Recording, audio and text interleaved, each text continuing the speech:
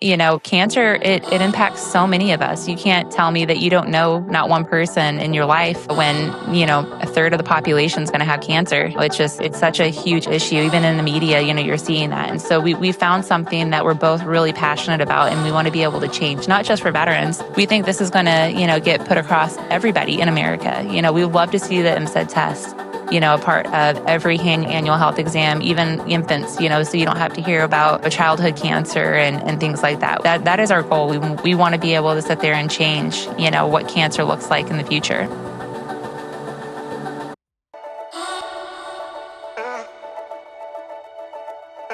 Have you or a loved one ever battled cancer or another serious illness?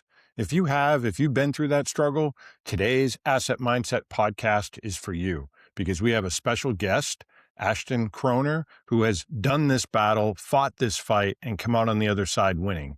So, Ashton, welcome to the Asset Mindset podcast, and please say hello to the audience and introduce yourself. Hi, everyone. My name is Ashton. I'm the co-founder and chair of the Veteran Cancer Network. Thank you for having me. It's great to have you. I love your story. I love overcoming and the fight. So talk us through, like, what was this like for you when it all happened? So my husband actually was the one that had testicular cancer, stage 3A. I was the caregiver, which was a different role because he's usually my caregiver whenever I was going through my PTS and TBI. So it was a role switch on us. And I will say he made it look very, very easy. He likes to joke around saying that he was, just getting to, be chauffeured around and sitting in the infusion chairs and everything. But um, cancer that's a doozy. It's a doozy on the whole family, and it was really hard. It was hard bearing witness to that and seeing your loved one go through something as devastating as a late stage cancer diagnosis. Yeah, that's got to be really hard. So do you have anything that you would share with others as far as going through this or your network, the Veteran Cancer Network, people to reach out to? Yeah, absolutely. So I'll just go ahead and tell a little bit about the story of how we even got here. So my husband, he had been complaining of back pain for months. We'd started our own business. We were doing landscaping, so I thought it was just a muscle strain, and it ended up being a metastasized, tumor that had was pushing up against his kidneys. So it had already, kind of gone to the late stages.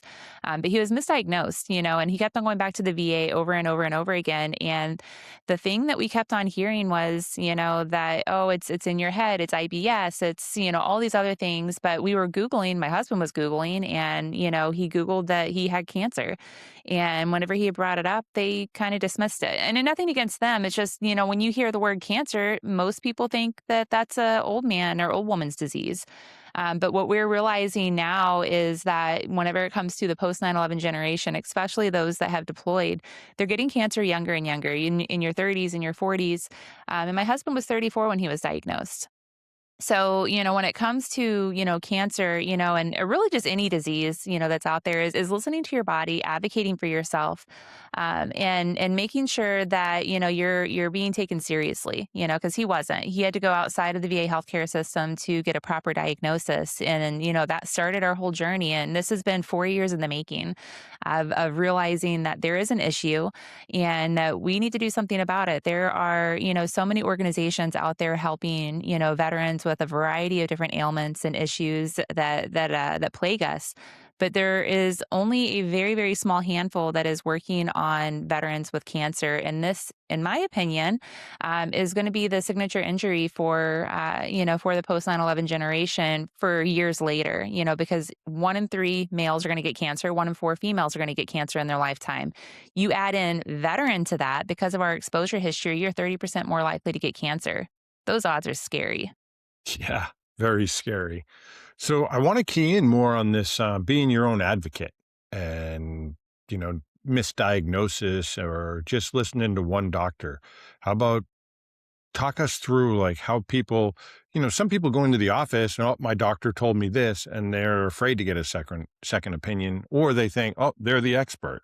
So let's talk about advocation of yourself or a loved one more? So, in my husband's journey, or heck, even in my journey with my TBI, a lot of the times, especially us as veterans, we look at the chain of command as an authority figure that they're all knowing, when in fact that's not the case. You know your own body way better than any doctor. They come in and they see you for a 20-minute meeting, and you tell them about your ailments, and really you only get 2 points across, so that you can sit there and really kind of advocate for yourself.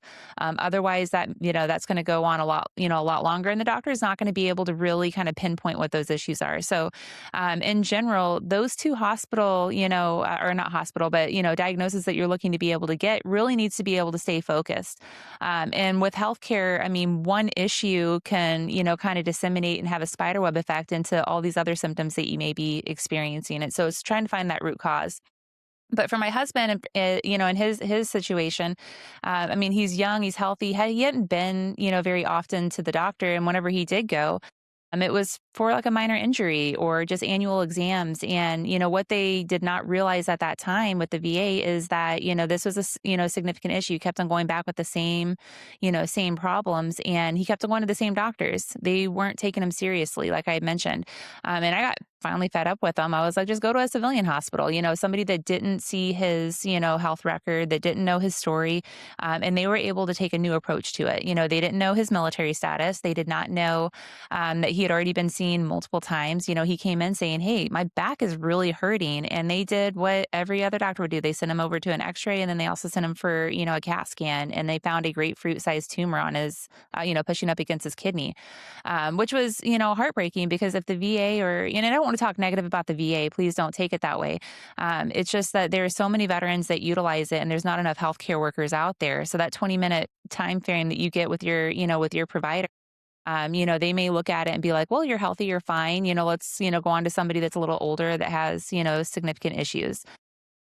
And so that's the big thing of what we're, advocating for, and getting other veterans to have their voice, because you can't just sit there and listen to somebody in that authority figure, if your gut is sitting there telling you something different. Yeah, and inside if it's not aching pain, sore muscle compared to like, no, something's off. Like this is chronic. So yeah, you have to speak up. I've been misdiagnosed once myself, not for cancer or anything like that, but I had what they thought was a bacterial infection, which was actually a fungal infection. And I was like, no, I don't think it's bacteria and blah, blah, blah. And they're like, no, we're going to give you these antibiotics. And I took them and it started getting worse. And I did like your husband, went online, was my own advocate, started doing research, and was like, oh, if you have a fungal infection, taking antibiotics is like the worst thing you can do. So yeah, you got to do the research. You got to listen to your body. You're spot on with that. And I'm glad that you're a voice out there, and your husband's willing to have have his story shared with the people out there so that other people can learn. And he's an example of what can be done if you take things into your own hand. And I'm so glad to hear that he's doing better now and the work you're doing. So I want to get into your TBI now. What happened with you, and what have your health struggles been? So, I mean, I've had, 4 concussions that have led to a TBI. In fact, I probably had a lot more, but only 4 that I was seen for regarding, like actually seeing a healthcare provider. It started off whenever I was 11. I got kicked in the head by a horse, just a, equine's one of the top reasons that people get head trauma. And then I was involved in a diving accident my senior year. While I was in the military, I was a part of a Humvee rollover simulation exercise. Somebody lost control of the rifle, and I got smacked in the face. And then the last one, and again another training exercise. I was paired up doing martial arts with somebody that was about a foot taller than me, and I did a shoulder throw, and next thing I know, I'm looking up and seeing stars. So I've had 4, substantial, head traumas that have led to a TBI diagnosis, mild to moderate. But I've had everything from, the dizzy spells, the blackouts, and anything and everything in between, that has really led to my advocacy work, in the veteran healthcare field in the first place. Women and girls in general. If you look at the history of research that was conducted, a lot of them are, sustained from, the research out there. In fact, there was a study done, cannot remember who it was done by, I think it was like MIT or Harvard or something. But they were doing traumatic brain injuries in mice, and they excluded female mice because of their reproductive cycle. It was causing, skewed results. Well, I mean, that's what women and girls have. So for them to be able to be taken completely out of a research study because of skewed results doesn't make much sense to me. But yeah, that is a big passion of mine is getting girls and women to the research table on these head traumas. So, what have you found that's helped you in your struggles? Oh my gosh, so much. It took me a long time to, even, get the diagnosis. I didn't realize, why I would, sit up and have vertigo. I didn't realize what was going on, with my mood swings until, I actually got that diagnosis. So I'd gone through the VA. The first couple of years of me getting out of the military, I was actually told by a VA provider that, women don't actually get head traumas in the military. And I was like, oh, okay, that's a first because, I'm a woman. I was in the military and I definitely had this happen. So that was a little eye opening for me. But I linked up with a wonderful friend of mine, Catherine Sedekar from Pink Concussions. And she's the really one that made me start advocating for myself. I would just go to the doctors and they would tell me, "Oh, I'm fine. It's in your head. Everything is hunky dory." But then I started, actually really advocating, and I got introduced to like cranial therapy. I got introduced to, different actual protocols, and I was linked up with the Avalon Action Alliance, which they focus predominantly on traumatic brain injuries. And, I got to understand a lot more about, what I need to be able to do in order to be able to start looking at my muscles and, my skeletal to be able that actually impacts my brain and how I'm actually, even interacting. It's crazy the research that's out there that's being done that has helped me. But yeah, cranial therapy, that actually helped with my migraines. I thought it was a really weird experience having somebody massage the inside of my mouth, but it worked for me. I mean, I don't have nearly as many migraines as I used to have. I don't have to take as much medication now. It's been fantastic. At first, the VA was just throwing pharmaceutical drugs at me, to mask the symptoms, and that was causing all sorts of issues with my body. Let's get into this cranial therapy. I've never heard of it. And then you mentioned massaging the inside of your mouth. Like, what is cranial therapy? How does that work? Yeah, so you go into PT, so physical therapy, and they start off just trying to loosen up your shoulders. So I started off on a bike doing the hand crank and all that, and then I lay down on a table, and the physical therapist comes in and they start moving the bones inside my mouth, like just massaging it to kind of release that tension. Because you hold a lot of tension, in your. I mean, I'm sure you've heard of, what is it? What is that called? Where the body holds trauma, or that whatever that phrase is. I cannot remember. TBI moment, guys. Yeah. But it holds on to your body, and it basically links all the way up to your neck, your brain, and your mouth, and everything. So if you're more prone to having in any type of migraines, and I was having a lot of issues with the fluorescent lighting and everything. So it was recommended, but literally it's a doctor just moving around, playing in your mouth for like 10 minutes. It made it worse before it got better. Um, but for whatever reason, it worked for me. I don't have, like I said, I don't have nearly as many issues as I did prior to that. And that was 6, 7 years ago that I tried that. How long were the sessions? So it was, I think it was 12 weeks that I did it. It was once a week, and I was in the PT for about 45 minutes total. The actual, like I said, when the movement of the like the actual cranial therapy, that was maybe like 5, 10 minutes. Like we would take breaks and everything, but really it was just focusing on my basically my head, my neck, my shoulders a little bit, but predominantly it was all it was over really, really quick. It was really the exercises afterwards and loosening up the muscles to get to that point that took the longest. Now, is this something that can be found at your typical, PT therapy, wellness center, or is this specialized? You got to hunt it out. So I found out that not all VAs have this, and I was going through the VA on this, and it's also not as well known. I had never heard of it until the VA VA doctor was like, "Hey, you should give this a go." And so I started looking for, other places around the US. I mean, there are some, like I said, some of the VAs do have it. It just depends on who is, working that PT, in the PT. I mean, there's, staffing shortages across America when it comes to the VAs. But that is a specialized, technique that's utilized, within PT. Now, do you know if this is at regular civilian places? Because if someone's not a veteran and wouldn't be able to go to the VA, is this something that's readily available to others? Yeah, absolutely. So, I mean, you just have to find somebody that's specialized in cranial therapy for them to be able to go and get that. So they do offer that across the U.S. Actually, I just referred somebody of mine that was in a car accident recently, and she's trying it for hers. I mean, it's been in the last 6 months. When it comes to traumatic brain injury, though, I mean, you for those long lasting effects, they usually look at when was the last time you hit your head, and has it been more than 6 months, and then that's whenever you can start getting recommended for some of these treatment modalities. So, can you talk us through the time period? Like, why do you need to wait? That's a good question. I'm not, so first of all, I'm not a doctor, but I do know. So when I was working at the UF Health Haley Brain Wellness Program, which is, here in Jacksonville, Florida, a lot of these, treatment centers, when you originally hit your head, whether it's through whiplash or have any type of brain trauma, it takes a little while for your brain to be able to heal from that naturally.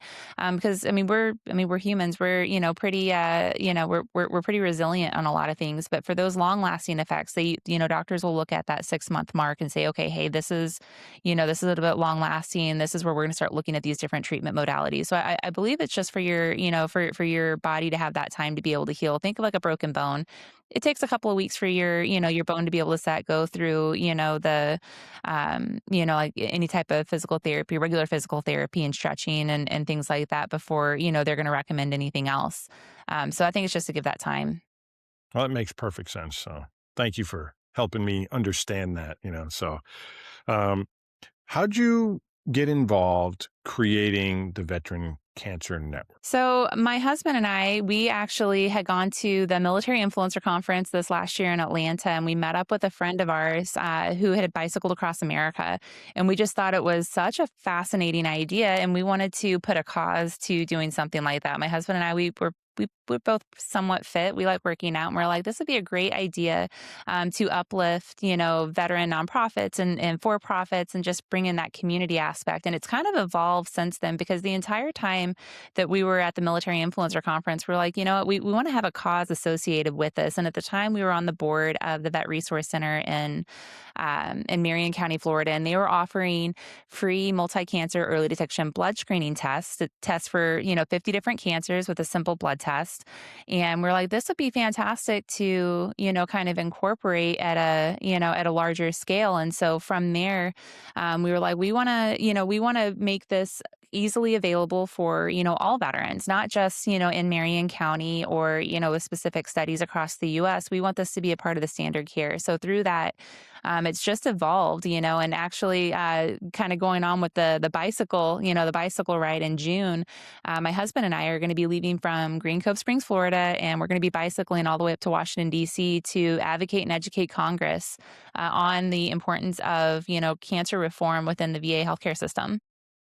So, talk to me about this blood test. That sounds fascinating. They can test for 50 types of cancers? Yes. So there's a few pharmaceutical companies that are doing a lot of research. There's one that we've been working with closely, and I'm not, going to sit there and say the name, so please don't ask. I'll sit there and tell you off screen. But they are very close to being FDA approved. They're the closest in there. They actually did a study within the VA healthcare system called the Pathfinder 2 study that is looking at, the blood within, your body, and how cancer works is screening protocols right now are usually only for people over the age of 40, 45, and that's the colorectal, cancer screening. So the endoscopy and colonoscopy. Then you have breast cancer. So doing the mammograms and the self exams that way. And then you also have prostate exams for men. And those are the only three standard screenings that are out there for cancer. There is nothing else. And so pharmaceutical companies have been looking at the blood to test for screening. And so when cancer is in your body, it actually like the skin, kind of like what is it gets off in your blood, and you can actually test the blood for those cancers, and they're the 50 most common types of cancers that are out there. So you're looking at your reproductive cancers, your stomach cancers, those type of things that they're screening for, and they can screen for as early as stage 1 cancer, which that is revolutionary. I mean, if you think about it, if the standard screening right now is 45 for colon cancer, and you're getting people that are getting cancer in their 20s and 30s, this test being offered a part of your annual health exams is going to be able to catch that much earlier. Yeah, it just sounds like it because a physical exam, a doctor can make a mistake. They go and feel around and look around and they don't notice some small thing. It could be there. You get a Hmm. clean bill of health and then it grows and it gets to stage 2 or 3 or even worse, 4.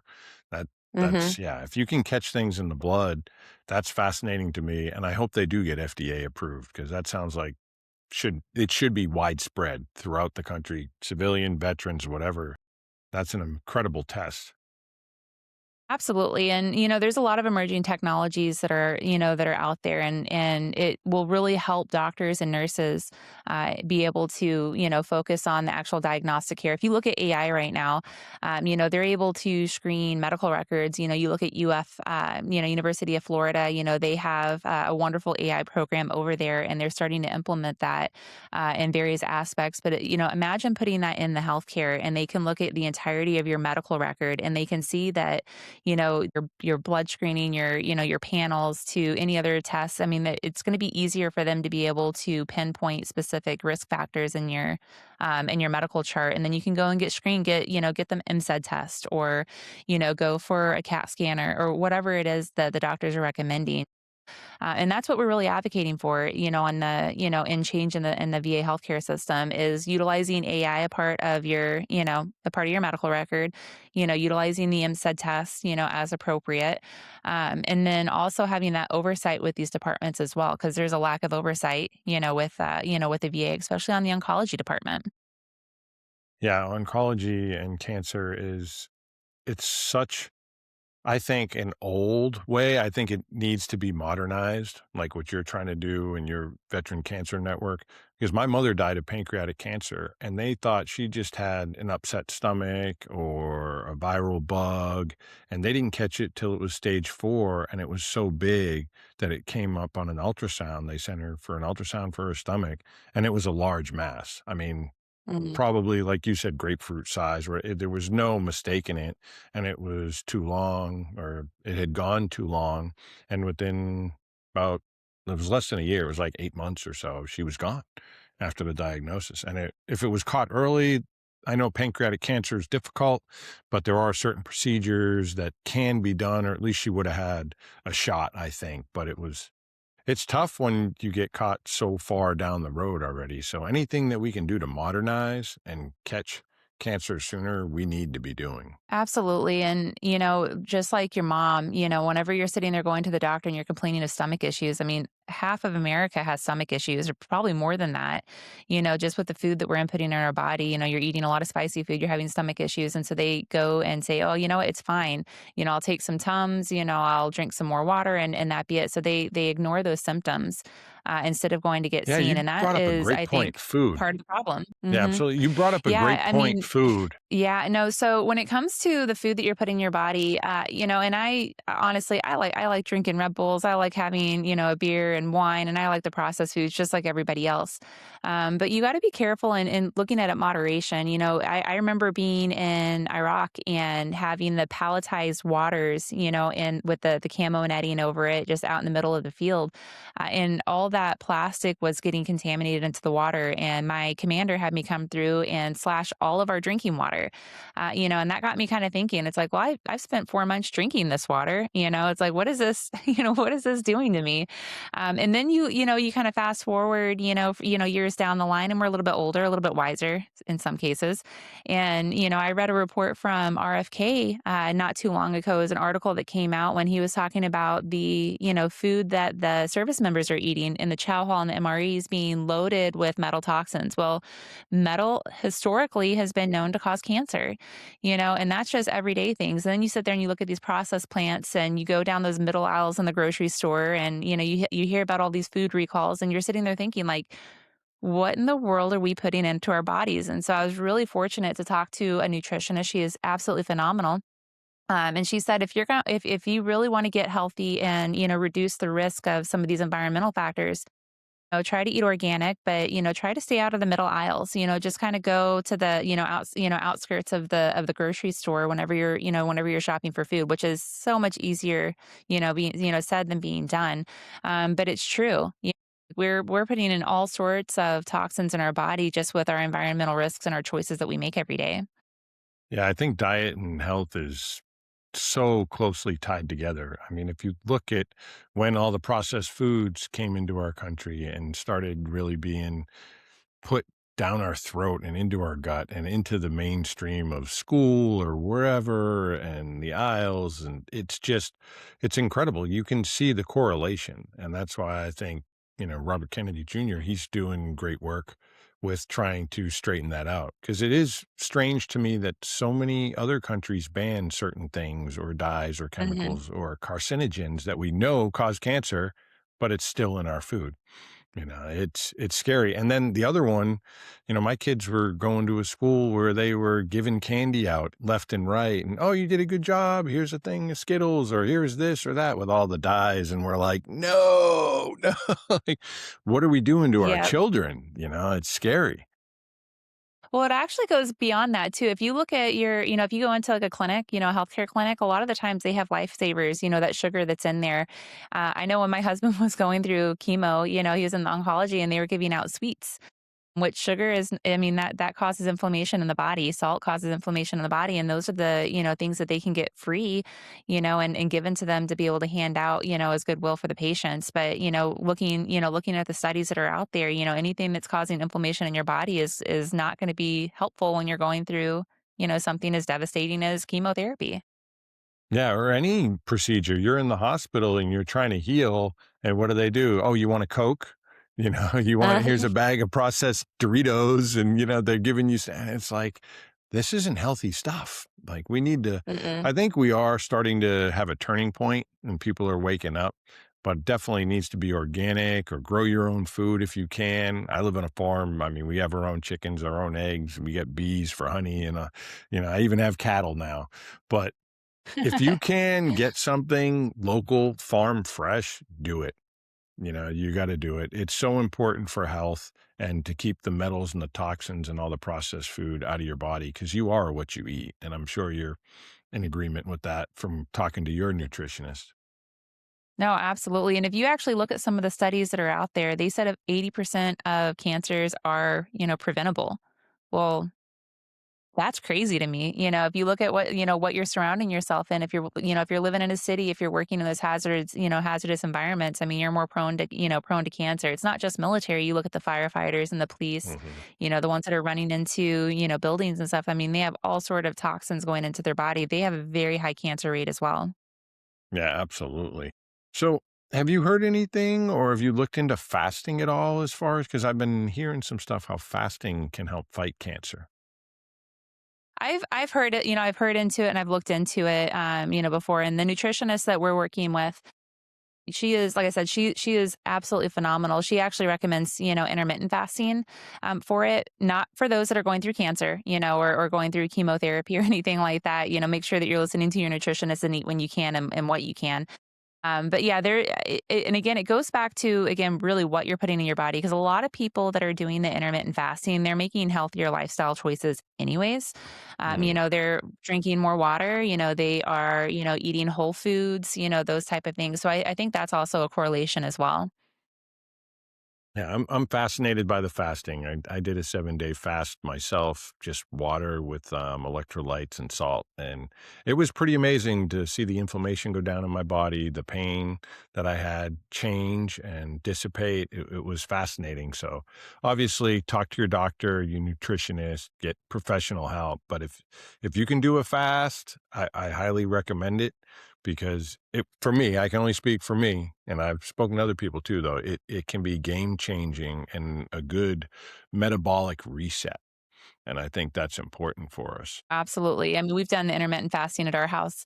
Right now, like I said, we're training, for over 1,000-mile bike ride. So fasting is not in our future right now. We need the calories. But yeah, it has, it has helped us as well. We have the same results.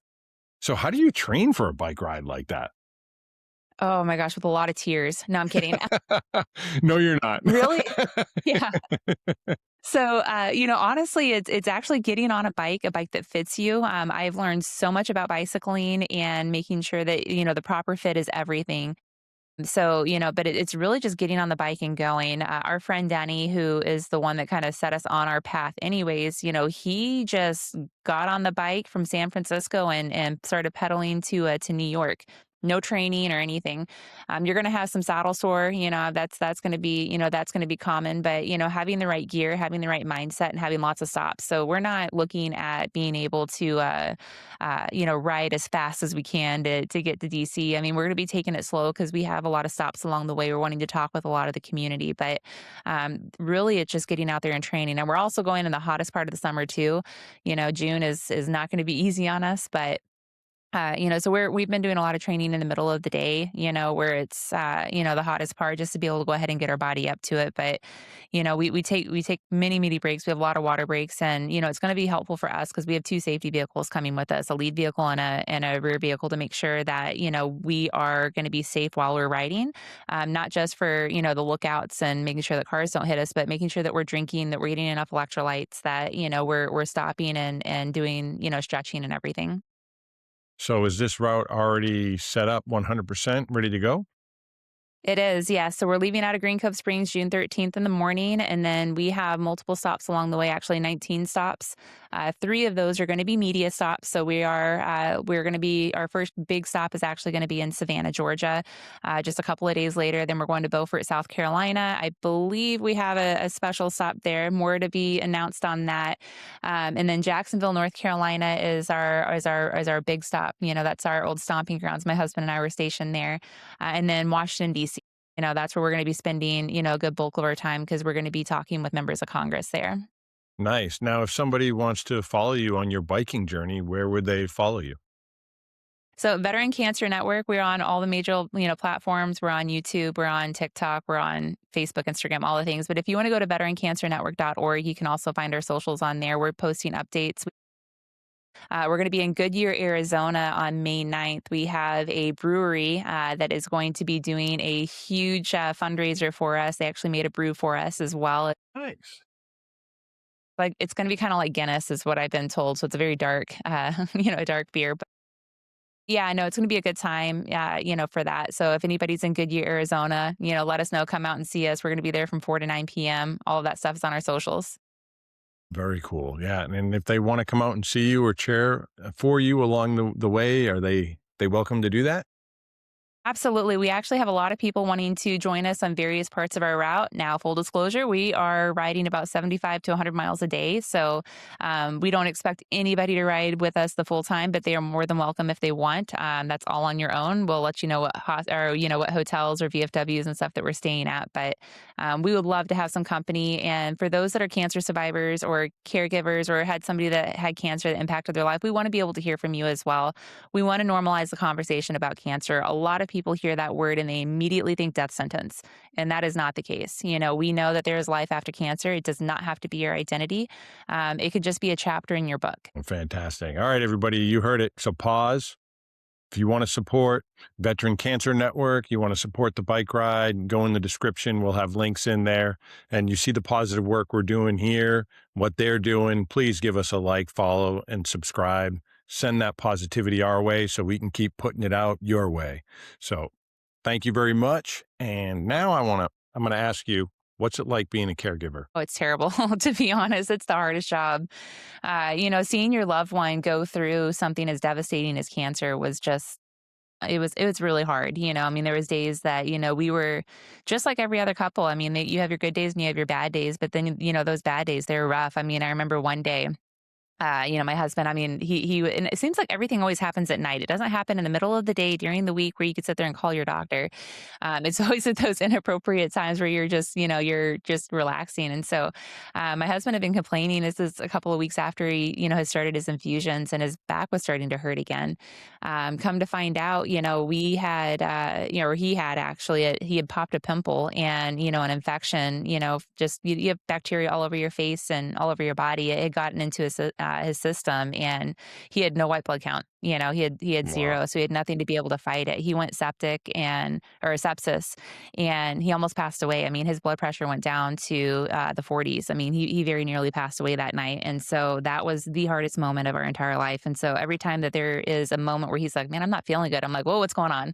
It's like, "Do we need to go to the hospital?" And he's like, "Calm down," So, you kinda have a little bit of that fear, even years later, on what's going on, but I mean, it's hard, and a lot of the cancer survivors that we talk to, unfortunately, they were divorced. I've only talked to 2 other veterans, that are still with their spouses. The majority of the veterans Mm. that I've interviewed, that I've talked with, they're caregivers.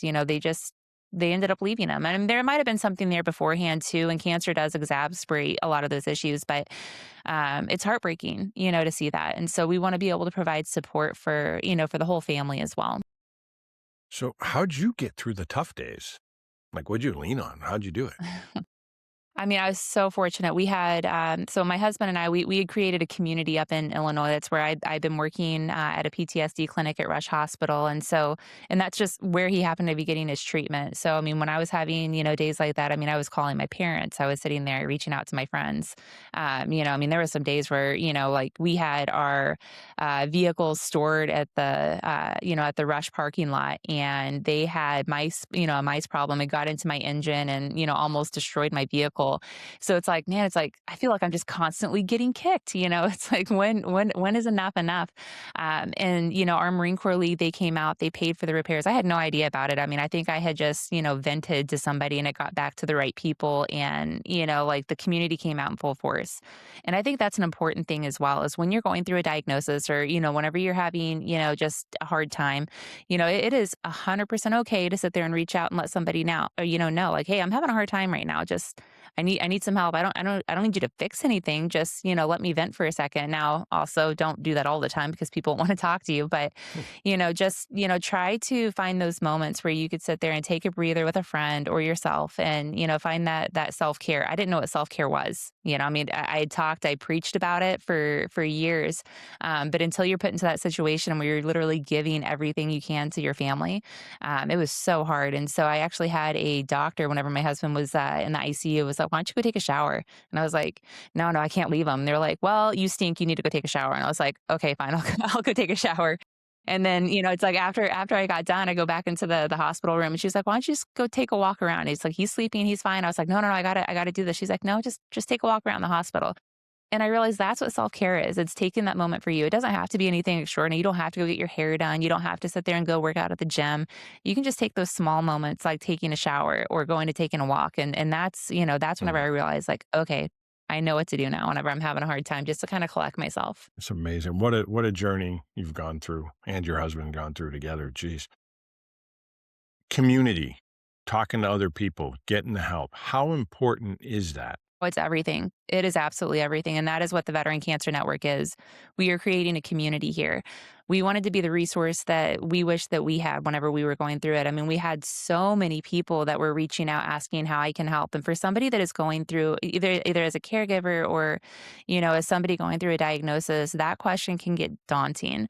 And so we wanted to be able to help people identify, how they can help one another, how to sit there and reach out for help, because it is not easy. I'm stubborn, being in the military, we always had the buddy checks and everything like that. But when you get out of the military, it's like, okay, you got to figure it out on your own.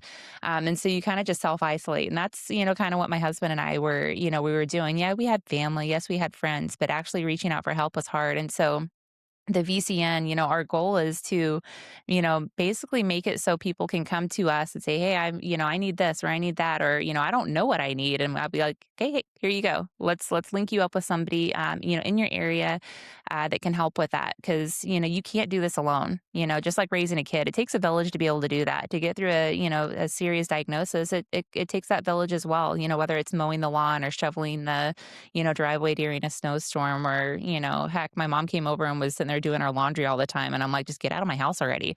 But it was helpful. That was her way of being able to help me. Now, that does not mean to go into a stranger's home that you barely know that's going through, some sort of diagnosis, and, clean their drawers. But, there are things that you can do. Meal trains were, really helpful as well.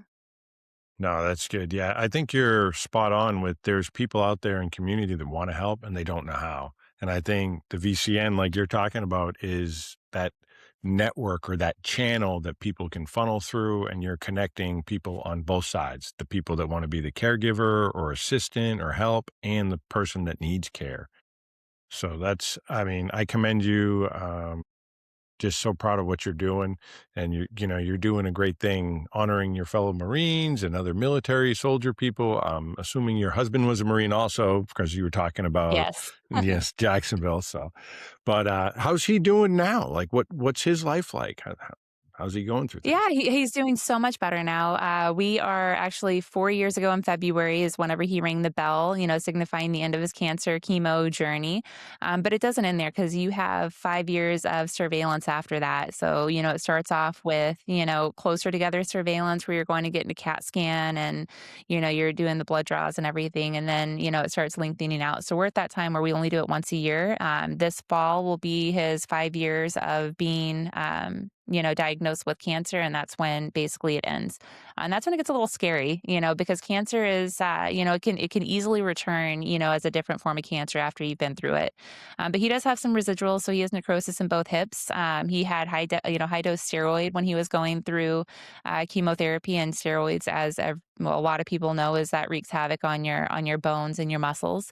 His mental health has gotten a lot better. I will say that he, definitely had some difficulties when he was going through chemotherapy, and he, kind of internalized a lot of it. So a lot of that's coming out now in the work that we're doing, but he's doing so much better. We're in remission. I got him out on a bicycle with me, getting ready to, do some, forest fun time. I told him years ago, actually, I was like, if you wanted my attention, you could have just asked for it. Just ask me out on a date or something. You did not have to go and get cancer. And so this is my way of like, all right, hey, guess what? You still get that forced fun time with me. I love it. That's awesome. I love your sense of humor. I'm sure you were an amazing caregiver. Little Oh my humor, gosh. little Marine, rah rah rah. You have to. You have to. Laughter is I still think laughter is the best medicine, and I'll tell one more story actually, if you allow. Oh, please do. So my husband my husband, he was going through, so it was November 11th, 2021. That's whenever he was going in for his orchiotomy, and my mom had dropped off a bunch of clothes because he had been in the hospital for a week, and so, I have my feet up on the bed, and he's looking down at my feet, and he's like, "Well, that's offensive," and I look down, and they're green fuzzy socks, and it has a nutcracker on there. It says, "Crushed it." Well, he's getting ready to go in to have his nut removed. So, of course, from there, that has been a theme in our house. And so our whole Christmas every year is Nutcracker themed, and it's just the gift that keeps giving. Nice. Yeah. Embrace the suck. Mhm. The humor. I mean, Absolutely. anybody that's served or even in the police department or firefighters, humor can really help with tragedy. And just, you got to laugh at it because complaining and whining is not going to get you anywhere. So try and make the best Mm-mm. of it. Find some humor, laughter as much as you can because when you laugh, you smile. And when you smile, you're happy. Even if it's just for a little bit in a few seconds, it can help. And I think it Absolutely. helps the mental state. So let's talk about mental aspect of this. So you had the physical, hey, cancer, going through struggles, you with your TBI and what you've gone through. There's so much more than just the physical ailment. How did you deal with all the mental anguish too that comes with the physical? Yeah, so I think we both it was really hard, first of all, because, at the time I had been working full time. I've been traveling all over the US. And so my husband and I, we had to learn how to reconnect because we had a lot of, time together in the hospital room. I mean, he went inpatient a couple of times and, it was for, more than a week. And so we had to reconnect as a couple, so that in itself was hard because we realized that, hey, we don't have the kids around us. We don't have to talk about work. It's like, well, what do we talk about?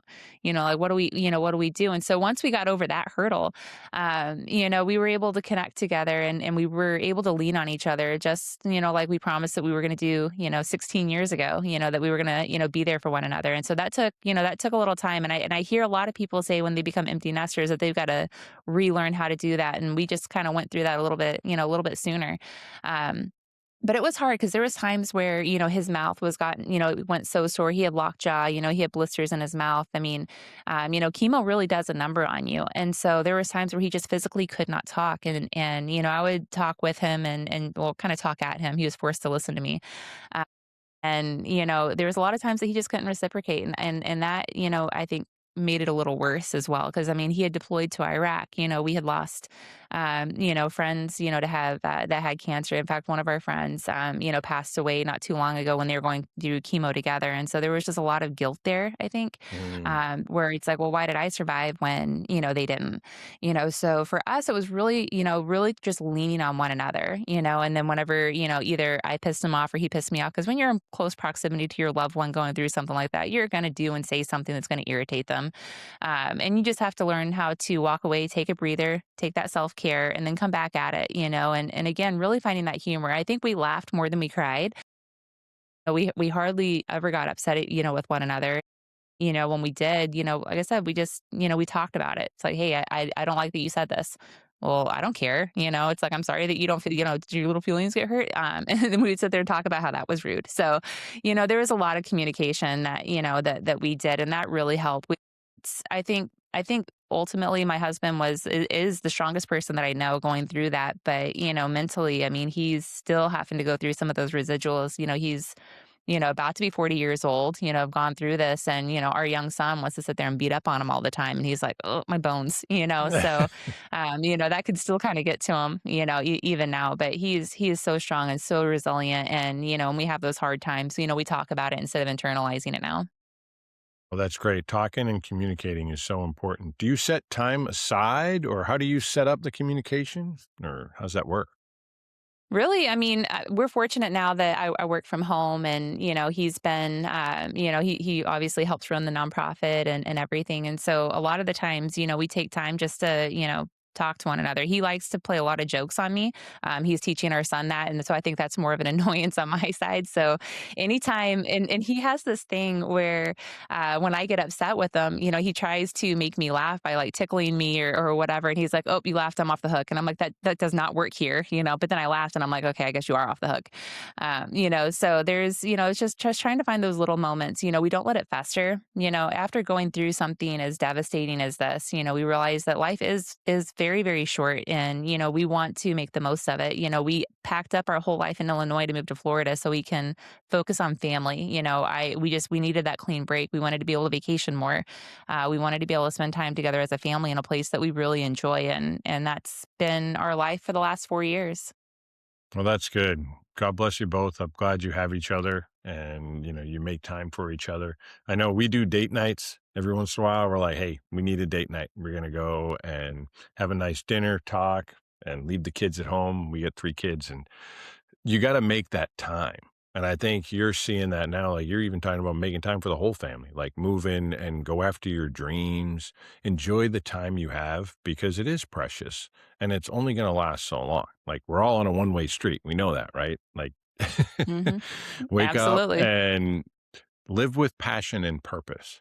So talk to me about your passion now with this purpose and the drive and how powerful it is mixing passion and purpose together.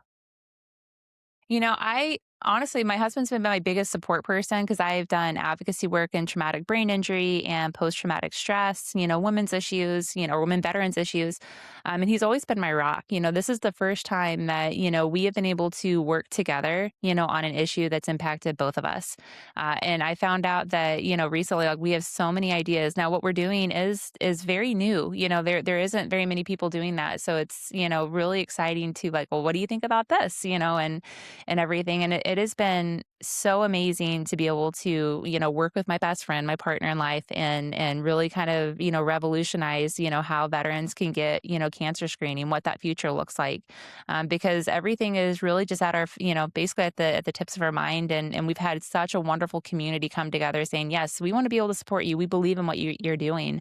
And we want to be able to help. And that has been just phenomenal because I've worked at other nonprofits and they're like, "Oh, it's another PTSD clinic. Oh, it's another TBI clinic." But cancer, it impacts so many of us. You can't tell me that you don't know not one person in your life when, a third of the population is going to have cancer. It's just it's such a huge issue. Even in the media, you're seeing that. And so we found something that we're both really passionate about and we want to be able to change, not just for veterans. We think this is going to, get put across, everybody in America. We would love to see the MSED test, a part of every annual health exam, even infants, so you don't have to hear about, childhood cancer and things like that. That is our goal. We want to be able to sit there and change, what cancer looks like in the future.